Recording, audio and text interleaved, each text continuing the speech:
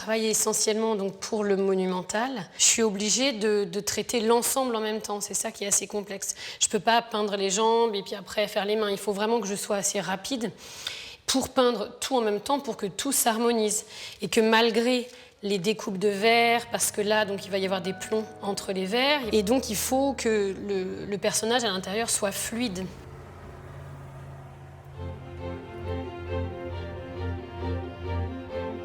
Pour admirer l'un de ces trésors, il faut se rendre à Chartres, en Eure-et-Loir.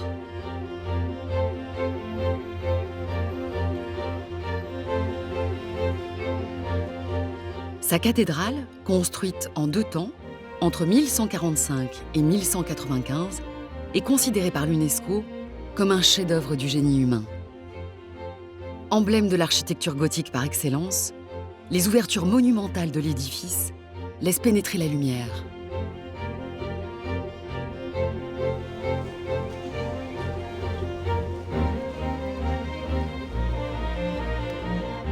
Ces vitraux présentent une collection unique de 172 baies, célèbres pour leurs couleurs et notamment leur bleu.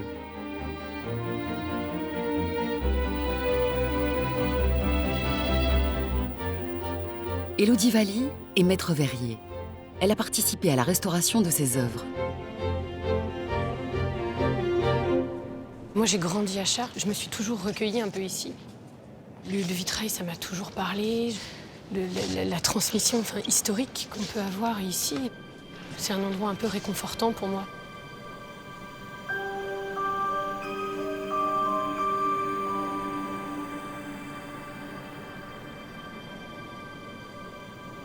C'est la plus grosse surface de vitrail du Moyen-Âge.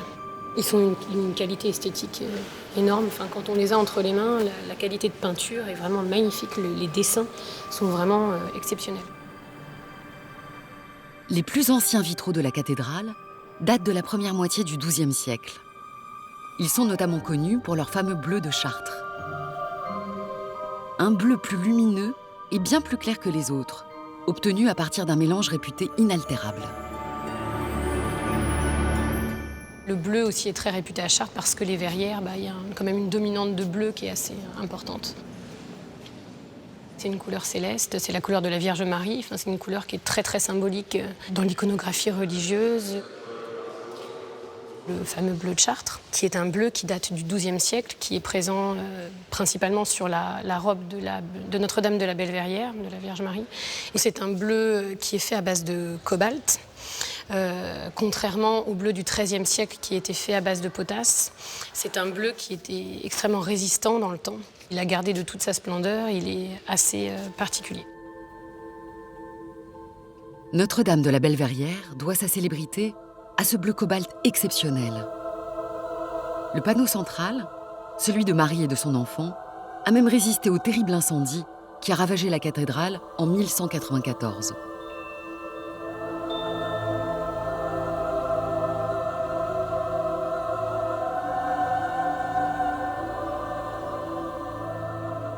Ce qui me fascine, c'est les aspects un peu paradoxaux du verre, donc le côté fragile d'une matière qui peut être très cassante, et en même temps sa solidité, parce qu'à travers le temps, le verre défie les siècles et garde son éclat malgré tout.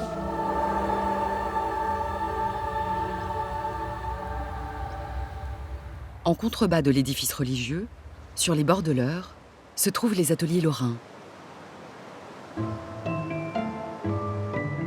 Fondé il y a plus de 150 ans, c'est le plus ancien site dédié au vitrail, toujours en activité.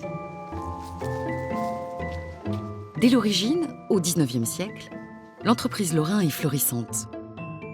50 employés travaillent à des créations pour la France ou l'étranger.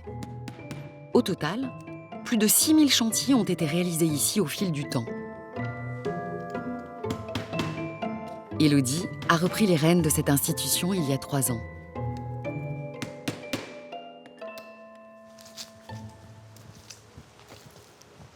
Le jour où je suis rentrée pour la première fois dans ce lieu, je suis tout de suite tombée amoureuse de l'endroit. Enfin, c'était tellement atypique.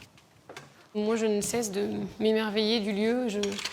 Du coup, la passion, elle est née toute seule.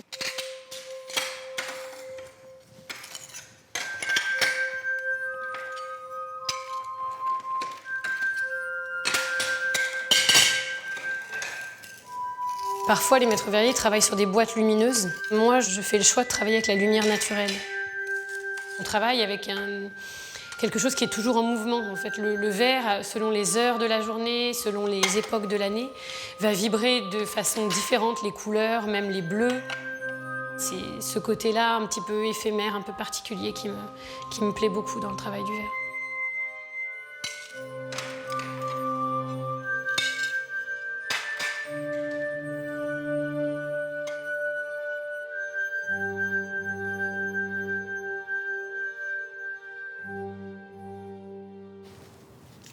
Aujourd'hui, Élodie travaille sur une création contemporaine pour une église du département. Elle doit composer l'ensemble des vitraux. Après les maquettes et les patrons, vient le travail sur le verre. Là, j'en suis actuellement à l'étape de peinture sur verre. Donc, une fois que le verre a été coupé, on le peint, je vais le cuire ensuite, et ensuite on fera la mise en plan.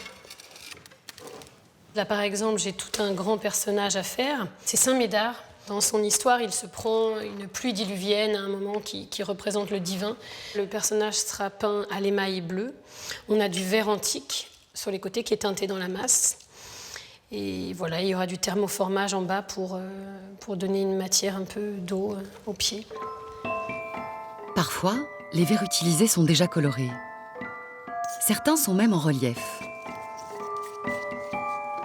Pour les peindre, Élodie doit préparer ses pigments. Plus ils seront finement broyés, plus la couleur après cuisson sera parfaite.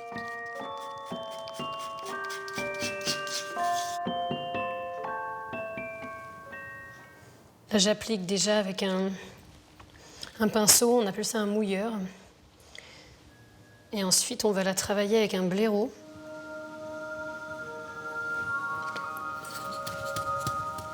On va venir balayer la couleur.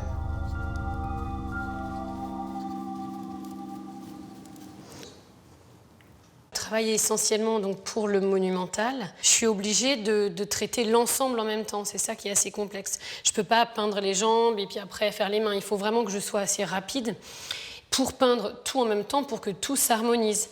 Et que malgré les découpes de verre, parce que là, donc, il va y avoir des plombs entre les verres. Et donc, il faut que le personnage à l'intérieur soit fluide.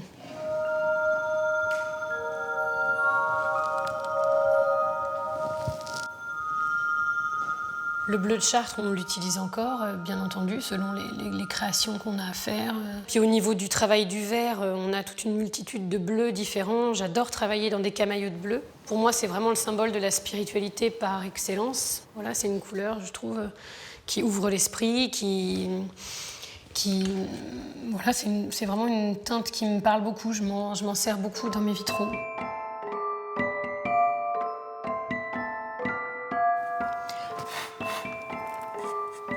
J'ai toujours eu une sensibilité artistique assez forte. Ma mère est artiste peintre.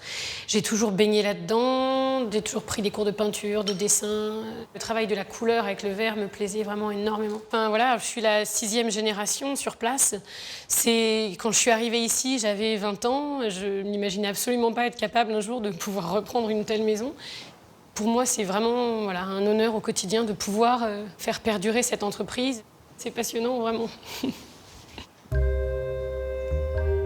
En 2018, Élodie a été sollicitée par l'archevêché d'Ho-Chi-Minh-Ville pour la restauration de vitraux de la cathédrale Notre-Dame de Saïgon, créée par les ateliers lorrains en 1880.